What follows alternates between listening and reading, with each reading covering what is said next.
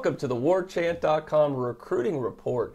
We're getting closer and closer to National Signing Day, so why not talk a little bit of Florida State recruiting? And joining me, Florida State recruiting extraordinaire, Michael Langston, doing nothing but recruiting for Warchant.com. Thanks for joining me, Michael, and happy holidays. No, it's good to be here. It's great holidays, and obviously be even better if they get who they want to get, yes, on Christmas. So we'll I think see. Jimbo Fisher's tree is going to be pretty stocked this year. It's going to be overflowing with some really good gifts because he's absolutely cleaning up.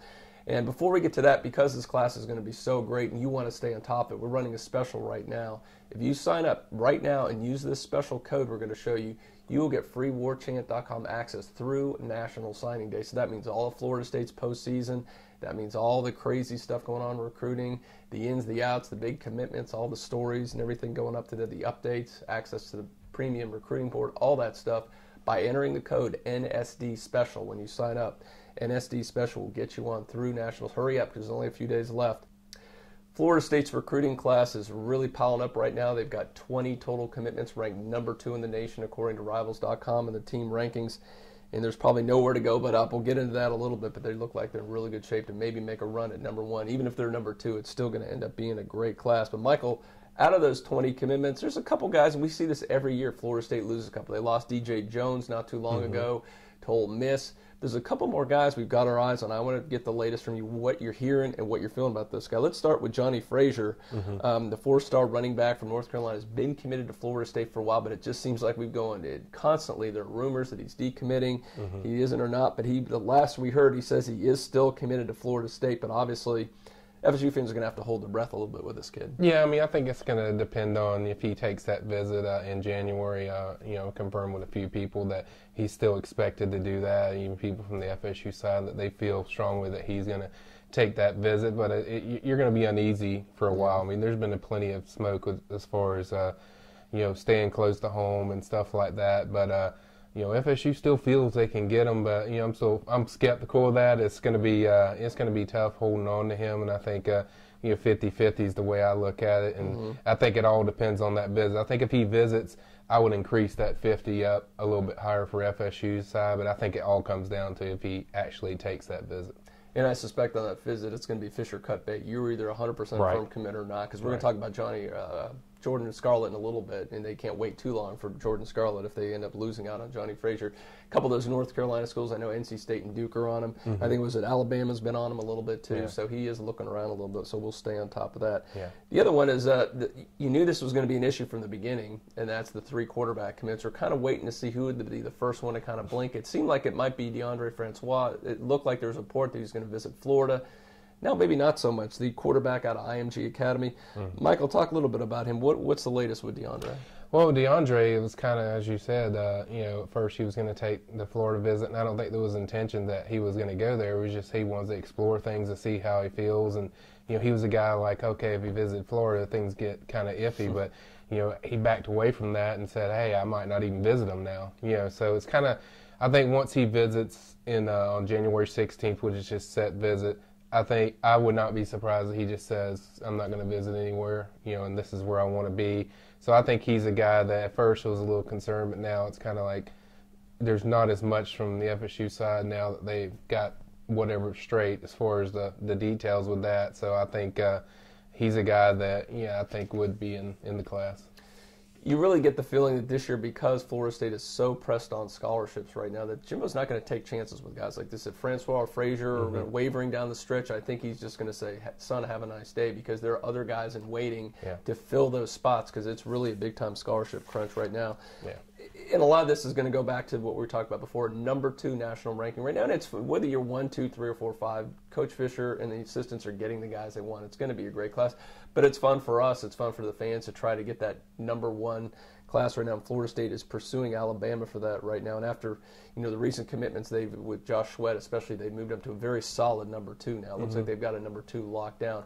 But who are a couple guys that you would think would need to either flip or a 5-star they need to get if they really want to push Alabama and get that number 1 spot? Well, if you're wanting to get the number 1 spot, first of all, I think they're going to have to flip somebody from Alabama, and that would have a big influence. They've got a great shot at flipping Minka Fitzpatrick. He's a cornerback that's always been interested in him. FSU got the last in home with Charles Kelly before the dead period. We get a feeling that they're feeling that's trending up. Yeah, that's doing well, and I think he's a guy that could get. Then you also have Calvin Ridley that's also on the radar. That's took a little secret visit over to FSU for the second time. So there's some interest there. His mom wants him to go there, but he might want Alabama. But it's kind of 50-50 there as far as who's going to win that battle. And so I think those two, and then also getting a guy like Byron Cowart, who's a 5-star defensive end. I think you get those guys, or you can get two out of 3 of those guys. I think they got a really good shot of overtaking Alabama. But I think you're going to at least have to get 1 flip. And don't forget about Emmitt Marshall's coming over to the number 1 quarterback in the country. The rich get richer. And the other thing that's going to be interesting, and we're going to get into our Under Armour coverage later. We're going to be at that thing. I'm very intrigued to see George Campbell, who's going to be out there, because he went way up in the rankings, but he's still 2 spots away from a 5th star. Obviously, this All-Star game and the practice are going to be huge for him to get that 5th star. And that could also be a big boost for Florida State to get. That's effectively like getting another 5-star commitment if he gets bumped up in that thing. Yeah, so we'll see. Yeah, they could potentially get 5 to 7 5-stars if you look at it. I mean, you look at who they're in with. I mean, if you get half of that Alabama duo as far as that's committed, I mean, you still got a decent shot of getting 5 to 7. So that's going to play a big role. If you do make George, that gives them 5 5-stars right now. So it's going to be interesting. Let's see. We want to talk about this segment where Florida State's sitting at commitment-wise. We think it's probably 24 to 26 range of what they sign. Everybody gets kind of caught up in who's the early enrollees and who's not. And FSU's got a decent number. Really, for this class, it's more about that 85 total scholarship number. You can't go over that. So don't get all caught up in, if they can get another early enrollee or whatever. It doesn't really matter. You can only have 85 guys on scholarship at the team at the same time. So that's really what they're going at right now. And that's why all these, I think the decommitments are important, because they don't, it seems like every year, Coach Fisher, Treon Harris last year, going back to Devonte Fowler did it to him. They've lost some good players because they had these last-second decommitments. I think Coach Fisher wants to make sure that doesn't happen this year. When we come back, we're going to talk about those big All-Star games coming up, the Under Armour All-American game and also the Army game. And there are buku Florida State commitments in both of those. We'll have that next. Welcome back to the Warchant.com recruiting report. We're talking all things Florida State recruiting right now. National Signing Day, February 4th.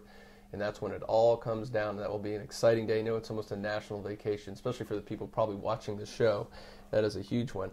Now, one of the biggest events before we get to that, Michael, is the Under Armour All-Star Game. And I know you're going to be down there on the 28th with coverage, and it's a great situation for us. We have an exclusive arrangement with Under Armour, so you're not going to get the complete coverage at other outlets. Only on Warchant.com can you get some fantastic exclusive coverage, interviews, and there are unbelievable numbers. There's like a dozen FSU targets and commitments at this thing. DeAndre Francois, we talked about. George Campbell's going to be there.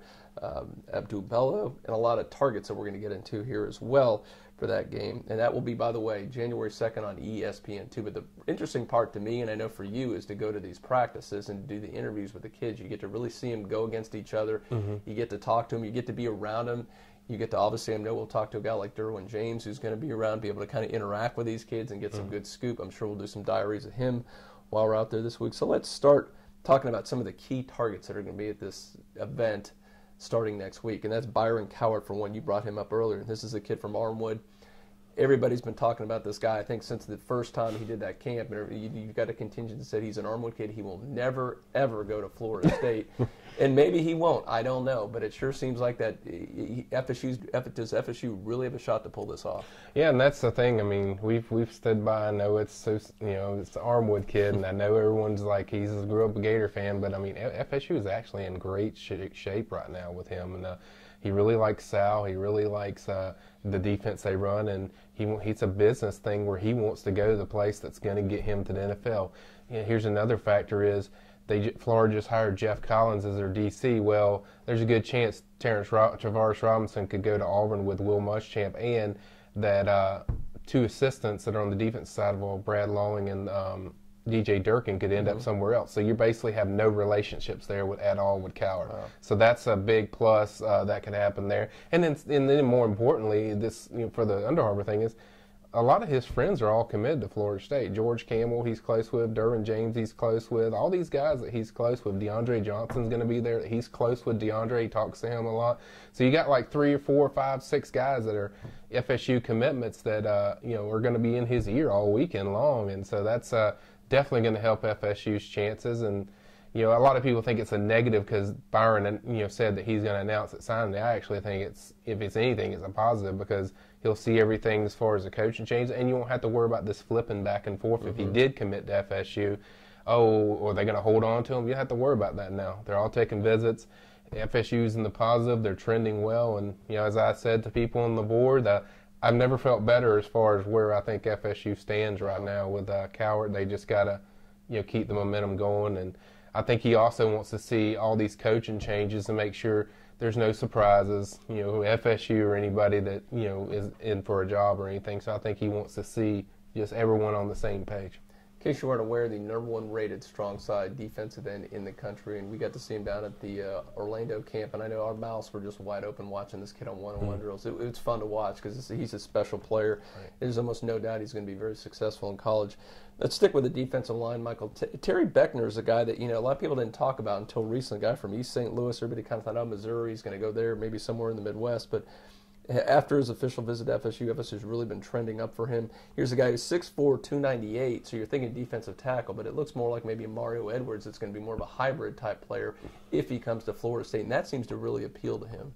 Yeah, it's really appealing because he sees how Mario was used. He sees how these other guys are used, that they're used as defensive tackles but also defensive ends in some situations. And it's a good situation for FSU if they were fortunate to get Terry, because he can play. You even if you say you miss on a guy like Cowart, you still have a guy that can play defensive end in Beckner, but you also can play him at defensive tackle. So he fits into your needs of maybe getting one guy for both positions if you need to. So that's kind of what works good. And right now everything we've heard is FSU is in a great spot with him. I think he really likes FSU. I think their defensive coordinator from Missouri, which is their main competition, I think he just took a head coaching job somewhere. So that also helps the situation. But I think he's really been intrigued with what Coach Odell does with defense tackles and also what Sal Sunseri does with defensive ends. So I think that's helped a lot. And for now, they're looking pretty good right now. Yeah, and he's a 4-star player, #5 rated defensive tackle in the country, so a really good pickup if Florida State could get him down. We can go kind of quick because Devonte Phillips is technically uncommitted. He's there, but he's been a strong FSU lean for a long time. I think it's going to be just more fun to watch him and see the interaction with other players while he's there. I know Miami's trying to get in on him a little bit, but that might be tough. Well, Miami's trying to use what Miami does and using advantage of Dalvin's cousin is a running back on Miami, so Miami offered him, knowing that there's a chance Scarlett could flip somewhere. So they've offered him, since he knows he's close to Devonte, to try to influence Devonte to follow him there. So that's kind of what Miami's trying. I think it's kind of a last-ditch effort to do something, but we still feel FSU's in good position there. But that's kind of really, it's like Miami's the only team that I think would be in competition, and so we'll see if that falls through or that's just something to keep an eye on. But for now, we feel pretty good about Phillips, and it's gonna be interesting to see how he matches up with these DBs over there. Sticking to wide receiver, you brought him up earlier, the #1 wide receiver in the country, and that's Calvin Ridley from Coconut Creek, South Florida, and been an Alabama commitment for a long time. He's going to be at this Under Armour game, and again, I think this is where we'll see when he starts interacting. When he starts interacting with the the guys he's going to be playing with. Obviously some of the defensive backs that are committed to Florida State. How that's going to go. I mean, you think we'll get a pretty good feel if he's a legitimate possible flip to Florida State. Yeah, I think you'll get kind of a feel of who he hangs out with, what people are saying when they've talked to him and hung around with him. And the good thing is there's not too many Alabama guys that are there that compared to FSU as far as commitments that are going to be in his ear if you look whose team he's on and all that stuff. So I'm sure they're going to be working, but I think we'll get a vibe kind of how, okay, is he accepted to listening to stuff, or what are we hearing from the FSU commits as far as how they feel, and we'll see from there. And like I said, he took a visit when DeAndre Johnson took his official, so you got to believe there's going to be some connection there. So you can probably bet that DeAndre is going to spend a lot of time working on Calvin. Speaking of Alabama commitments, the guy we brought up again earlier, Minka Fitzpatrick's a 5-star cornerback, and he's one of those guys you said there seems to be a good shot he could flip to Florida State by national signing day. He will be at the Under Armour event as well, number 2 rated cornerback in the nation from New Jersey. And, I mean, you brought him up a little bit earlier, Michael, but, I mean, it's looking pretty good for Florida State. And maybe going back and remember you the Walker kid a couple of years ago, had the same thing, was committed to Alabama, went to this, and just flipped, right? Didn't tell us at the Under Armour game, but he flipped right after that officially. You see a same scenario here maybe playing out? It's looking, you see a lot of positive trend as far as FSU when you consider, like we mentioned, the 2 corners that could leave early. He sees that. He sees what FSU runs with their defense. He sees all these things, and there's a lot of positives there. He feels really comfortable with Charles Kelly. He likes that staff as a whole, and he has some people he already knows there that he's gotten to know over the time of the year. So I think there's a good shot that he's going to be around a lot of Seminoles that weekend. So you got to believe that's certainly going to help reinforce the FSU vibe with him. So we'll see, but right now it's trending in a pretty good direction. Now you get the full list of all the FSU targets and commitments expected to participate on your message board, the premium recruiting board. You've got a whole list there of both events, and some of the information on them is there as well. But let's switch over to the Army event, which will be taking place January 3rd, and you can watch that on NBC and Rivals. We won't be out there specifically, but Rivals will be out there every day and have all kind of coverage. There's a decent number of FSU targets and commitments as well. Calvin Bruton's going to be there. Tavares McFadden, we brought up, he's going to be at this event. A lot of Shamar Kirby-Lane, the linebacker. But let's talk about a couple of the targets that are going to be there. And I find this very intriguing because Jordan Scarlett, who we brought up earlier, who is technically right now a Miami commitment, we'll see how firm that really is. But it's interesting because he's up there, and so is Johnny Frazier, who's currently the commitment. And you kind of think FSU's going to end up with one of these guys. It's going to be interesting to see that. Just, I guess, give us the latest on Jordan Scarlett and what's going on with him. Well, it's going to be, like you said, it's going to be interesting because what happened when those 2 guys talk? What are you going to talk about? Let it be flying the wall there. I mean, what are you going to talk about? I think with Jordan, it all depends on if the spot's open. And if a spot opens up, I think they have a really solid shot of flipping him. I think you can kind of read between the lines of Miami offering these different guys at running back. They are starting to feel uneasy as far as how solid that commitment. He told us at the state finals, he's like, as of now, which is usually code for, I am looking around if you're saying as of now. So I think they got a good shot. I think Florida State, both are teams that are on his mind. I think more so FSU because that's just a team that he has the longest relationship with. He knows those guys really well, and I think it's just mainly a spot. If a spot opens up, I'm not saying it's going to happen right when it does it, but when he takes official, I'd say look out, if there's a spot available. But that's all. As I explained to our board, that's what it comes down to, is that there's a spot open. You're not going to hear Johnny rave about FSU too much until that spot opens. I think when you see that, I think you're going to see an increased interest in what he says about FSU. Now let's talk about a big boy that's there, and this is one that's especially key. We're going to talk about this a little bit about the position of need, but with DJ Jones' decommitment, they really need to get a kid like Gallimore. I'm talking about Neville Gallimore, who's from Ontario, not exactly a recruiting pipeline. He's at a prep school up there, but a guy that FSU absolutely loves. 6'3", 303 pounds, runs a 4.7 40. When you're 300 pounds running in that range, that is moving. Now, he made a visit to FSU back in October. I know Ohio State, Auburn, I think Oklahoma's in on him as well. But we sure got a pretty positive vibe, Michael, when he came in. And things seem to be trending for Florida State right now with him. Yeah, it's kind of interesting because the articles are kind of like, well, doesn't mention FSU a lot, but the vibe we've gotten is that it's actually been really positive, and that was even as of this week that, FSU feels good about, where they stand right now. Obviously, I think I would say FSU is a slight leader over Ohio State. I think Ohio State's really the main competition. That was the first school we visited. I think that's really those 2 teams is what you need to look for. But yeah, he's liked FSU visit the best, and that was even after he took a trip there to Ohio State. So I think it was just he feels really comfortable there, and I'm told he really likes the weather in Florida. I mean, who doesn't? When you're from Canada, I bet. So I think that's a big part, and then so I think they have a solid shot there, and they do need somebody to replace what they have with DJ Jones, and it's not out of the question that they take both Gallimore and Beckner if they want to come on board. So I think that's important, and I think it's also important having those FSU commits over there like Tavares McFadden, Calvin Bruton, Shamar Kilby-Lane. those guys are going to work on the South Florida kids like Scarlett, but they're also going to be there where it's going to give some comfort around with these guys like Gallimore that, have somebody that has an FSU presence there.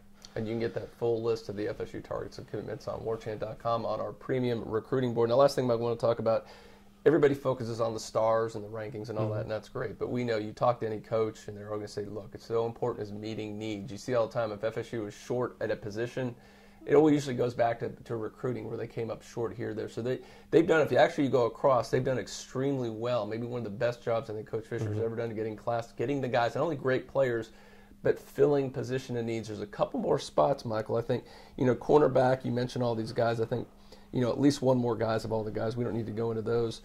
But let's talk about the defensive end position because they got Josh Sweat, which is great. But we've seen a lack of a true pass rush from defensive ends. Now, you think a guy like Lorenzo Featherston is going to fit that role, but they really need one or two more good guys. So they got one. They really need one more. So it got to be Coward or Shelton Johnson, right? It's got to be one of those guys to fill that position. Yeah, and they really, we keep trying to push old Shelton to the side and say, oh, you're not going to be. They really like that kid. Everything I've been told is that they're going to find a way to get that kid in because they just are so high on him. And don't be surprised if he ends up as possibly like a rush-in / linebacker because he plays a lot of that in high school, and that's what we kind of been told. But they were so high on that kid. But, certainly Coward's the guy. When you get Coward and you have Sweat, that's two great bookends. But, Johnson's a great speed rusher, so It's all comes down to those tough decisions that Jimbo's going to have to make. Maybe they only take one more corner, and go from there, whatever amount they want to get. Maybe they'll have to cut one position, but it's just going to be a lot of tough decisions. It's a good problem to have that so many kids want to be a part of your program, but Shelton's a guy that I hear a lot that they really would like to get in this class somehow. You wonder if there'd be a way, and this could come up as we get closer to signing day. Maybe there's a couple guys that could gray shirt, because if you get a guy like that, you want him in the class so badly. If he's willing to do that and sit out one semester, you could fit him in the next class. So that would be one way around doing that. I guess the last thing, a defensive tackle. They've got Taylor committed, but they definitely need to get at least one of those two kids we talked about today. Yeah, definitely want to get at least one of them. They get one of them, they're fine. You replace what you have, and then you add into what they already have. I think you're going to be more than fine, especially look at the depth chart. A lot of people forget what they have already there, like got a rising star in Arthur Williams who Fisher raved about in the summer. Obviously he didn't do much this year, but that Roderick Johnson guy might pan out. I've heard he's okay. Roderick Johnson. You also have you don't know the development of what they can do with Keith Bryant next year. So there's a lot of young guys, and they're not like killing for depth, but if they just get one more, I think they'll be okay at defensive tackle. Yeah, I brought that up because the offensive line, people want to load up there because they really loaded up last year big time. So it's not as big of a need, but it seems like, I want to bring this up to you because offensive line, it seems like they're kind of good where they're at, but it seems like with DJ Jones' decommitment, it might open a spot for one offensive line in this class. Yeah, Jalen Merrick, we mentioned that last week that are recently on the board that we feel they got a really good shot and that he would be a take. And I think he's just such a powerful run blocker and such a powerful guy that could come in there and help them immediately. That a guard, which they really want guards. It gives you two really good guards in Cole Minshew and also Jalen Merrick. So I think when you have a chance to a guy that you just can't pass up, I think that's where the position was. Where now they have a spot and they might just go with that offensive lineman. Never have too many of the big boys. You just need those guys. You've seen that at Florida State when they've had problems in depth. It always seems to be at those positions when they're really good. They're loaded up there. So I think that's a good call there, Michael, to fill that up. Now, man, one more reminder here, National Signing Day special. We got it going on. You can get free Warchant all the way up through National Signing Day, risk-free. Just cancel by signing day. You're good to go. You get all this game coverage.